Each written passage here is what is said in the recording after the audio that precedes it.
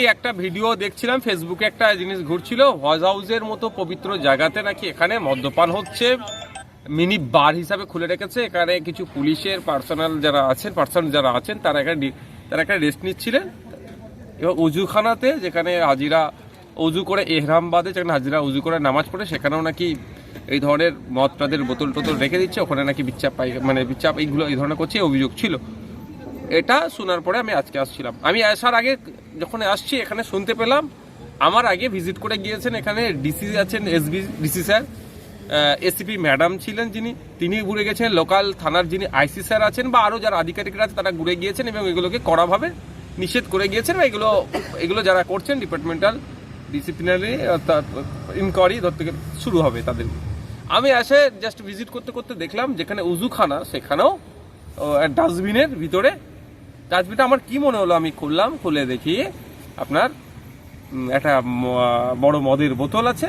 তো তারপরে এখানে যিনি দায়িত্বশীল ছিলেন অফিসার, তার সাথে কথা বললাম যে আমি টাইম দিয়েছিলাম যে 10 মিনিটের মধ্যে সুরাহা করতে হবে, না হলে কিন্তু এই বিষয়টা নিয়ে আমরা ছেড়ে কথা বলবো না। কারণ এটা পবিত্রতা আছে, প্রত্যেকের জায়গার একটা ডিসিপ্লিন আছে। আমি নিজে ইসকনে গিয়েছিলাম মায়াপুরে, যেখানে আমরা করেছিলাম একটা অফিসিয়াল ভিজিটে গিয়েছিলাম। সেখানে গিয়ে সুন্দর কিছু জিনিস আমার খুব ভালো লেগেছিল। ওই চত্বর এলাকাতে, একটা নির্দিষ্ট এলাকাতে মদ্যপান তো দূরের কথা, বিড়ি সিগারেট খেতে পারবে না, একটা নির্দিষ্ট নিয়ম নীতি আছে, পবিত্রতা আছে সব জায়গার আলাদা আলাদা। মানে এখানে একটা আলাদা পবিত্রতা আছে। কে মদ্যপান করবেন কে পারবেন না সেটাতে আমি কোনো বিতর্কে যাব না। বাংলায় মদ্যপান নিষিদ্ধ নয় বিহারের মতো, আমি চাই বাংলাতেও মদ্যপান নিষিদ্ধ হোক, কিন্তু এখানে তো এটা করা যায় না। আর আমার আসার আগে ডিসি র্যাঙ্কের অফিসার আসলেন, এসিপি ম্যাডাম আসলেন, আইসি স্যার আসলেন, তারা বলে যাওয়ার পরও আবার মদ্যপান করছে। মানে এটা তাহলে তারা ভয়ঙ্কর কিছু ব্যাপার নিজেকে ভাবছে। সেই জন্য বলেছিলাম যে আমার ইনশিওর করতে হবে যে এটার বিরুদ্ধে অ্যাকশন নেবে। প্রথমে আপনার আইসি স্যার এসেছিলেন, তারপরে এসিপি ম্যাডাম আসলেন, তারা আমাদেরকে জানিয়েছেন 15 দিনের মধ্যে ডিপার্টমেন্টাল কোয়ারিজ করে তাদের বিরুদ্ধে ব্যবস্থা গ্রহণ করবে। এটা তিনি নিশ্চিত করেছেন। আমি তারপরে এখান থেকে বার হয়েছি। আর আপনারা আর একটা বিষয় বলেছিলাম, সেটা পরবর্তীতে তিনারা এই বিষয়টা নিয়ে আলোচনা করছে, সেটা পরবর্তীতে জানায় বলেছেন। আজকে তাহলে আপনার কি সিদ্ধান্ত নিলেন আপনি? দেখুন, যেটা হচ্ছে পুলিশ অথরিটির পক্ষ থেকে যেটা আমাকে জানিয়েছেন, সেটা 15 দিন টাইম নিয়েছেন। 15 দিনের মধ্যে এই বিষয়টা যারা এর সাথে যুক্ত, মানা করার পরেও যারা এখানে এই ধরনের ছাবলামি করলো, এর পবিত্রতা যারা নষ্ট করলো, তাদের বিরুদ্ধে ব্যবস্থা গ্রহণ করবে। এবার আমি ভরসা করতে হবে প্রশাসনের প্রতি।